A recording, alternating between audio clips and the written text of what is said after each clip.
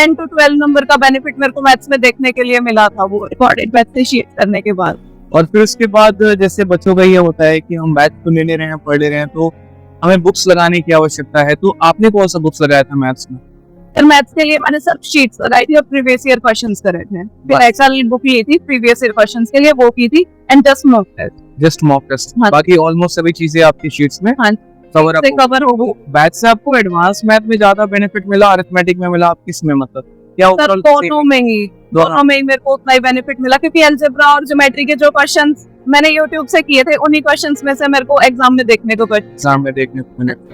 तो मैथ्स के लिए तो बच्चों को आप क्या कहना चाहेंगे? कैलकुलेशन भी इम्पोर्टेंट होता है, कंसेप्ट भी होता है और सब कुछ होता है। तो सबसे पहले बात करते हैं कैलकुलेशन के बारे में। तो कैलकुलेशन आपने कैसे प्रिपेयर किया था? कैसे? सर कैलकुलेशन जितना हम प्रैक्टिस करते जाते हैं वो टाइम के साथ अपने आप हो जाता है। कई मैंने 2-3 बार ये ट्रिक्स वगैरह देखने की कोशिश करी, लेकिन जब हम पेपर में करने बैठते हैं ना, तो वो ट्रिक से नहीं होता। या तो फिर वो यूनिट डिजिट देख के करो क्वेश्चन को, या फिर अप्रोक्सीमेशन। ये 2 चीजें बहुत वर्क करती है जो मैंने क्लास से सीखी थी। चलिए, तो मतलब आपका ये कहना है कि अगर हम कैलकुलेशन की बात करें तो सिर्फ कैलकुलेशन की वीडियोस हेल्पफुल नहीं है। अगर आप वीडियो देखना है तो आप उनकी प्रैक्टिस भी करो। हाँ। क्योंकि सीखने के लिए तो 10 बातें हो जाती हैं, बट हम जब कलम उठा के खुद से प्रैक्टिस करेंगे तो हम रिटेन कर पाएंगे। बहुत शानदार। तो कैलकुलेशन के लिए कुछ बच्चों को कोई आप टिप्स और देना चाहेंगे? कुछ कैलकुलेशन के लिए सर यही है, first of all unit digit पे वर्क करो, कि यूनिट डिजिट और अप्रोक्सीमेशन। बाकी ये जो ट्रिक्स वगैरह होती है, इनको देख के हमारा कंफ्यूजन ही बढ़ता है और कुछ नहीं होता। पेपर में हम याद ही नहीं कर पाते कि इसके लिए हमने क्या ट्रिक देखी थी। चलिए ठीक है, तो कैलकुलेशन आपका यहाँ से हो जाएगा। मैथ्स में बाकी और क्या क्या बच्चों को ध्यान रखना चाहिए और लगभग डेली कितना घंटा देना चाहिए, मतलब ताकि उनका बढ़िया तरीके से स्कोर आ पाए और अच्छे तरीके से जो है? क्योंकि एक वो भी वर्ग होता है, वो भी स्टूडेंट होते हैं यहाँ पर जहाँ पर जिनका बैकग्राउंड मैथ्स का है ही नहीं। हाँ। जैसे आर्ट से आए हैं, कॉमर्स से आए हैं, तो उनको मैथ में बड़ा फोबिया सा रहता है, डर रहता है, पता नहीं हमें समझ में आएगा नहीं आएगा।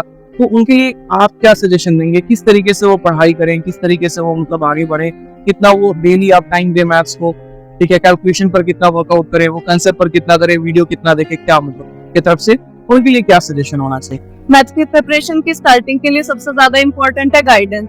हमें ये पता होना चाहिए हमारा लेवल क्या है और हमें कहाँ से स्टार्ट करना है। अगर हमारा लेवल इतना है कि हमने आर्ट से ही स्टडीज करी है and we can't do directly the high level questions, तो एकदम बिगनिंग से स्टार्ट करेंगे 0 लेवल से और उसके बाद उसको हाई लेवल क्वेश्चंस तक लेके जाएंगे। ये नहीं करना है कि एकदम से बहुत हाई लेवल का पढ़ना स्टार्ट कर दे। मैथ के लिए आप दिन में 2-2.5-3 घंटे देंगे, it's more than enough. Calculation पे जब हम प्रैक्टिस कर रहे होते हैं तो वो अपने आप वर्क हो रहा होता है हमारा, लेकिन प्रैक्टिस और रिवीजन इज द की। और फॉर्मूला बुक है सर की, उससे आपको नोट्स बनाने की भी जरूरत नहीं है। मैंने जस्ट क्लास ली थी, टाइप वाइज एक क्वेश्चन लिखा, उसका सॉल्यूशन जो सर ने कंसेप्ट बताया, टाइप वाइज में से एक टाइप का क्वेश्चन एक ही बार लिखा, उसका कंसेप्ट, ताकि वो माइंड में रिटेन रहे। अगर हम बहुत सारे नोट्स बना लेते हैं, बहुत सारा मटेरियल कलेक्ट कर लेते हैं, वो रिवीजन नहीं हो पाता है। फिर हमें बहुत सारी चीजें नहीं करनी, लिमिटेड सोर्सेज करना है, लेकिन उसको रिवाइज बार बार करना है। तो फॉर्मूला बुक एक ऐसी इतनी पतली सी बुक है, उसको हम चाहे 15 बार पेपर से पहले रिवाइज कर सकते।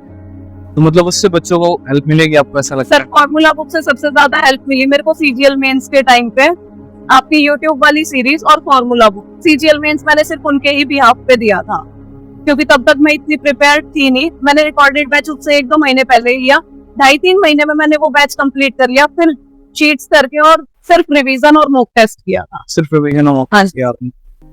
उनका ये कहना है कि अगर कोई बच्चा बिगिनर है तो सबसे पहले उसको अपना लेवल का पता हो कि उसको शुरू कहाँ से करना है।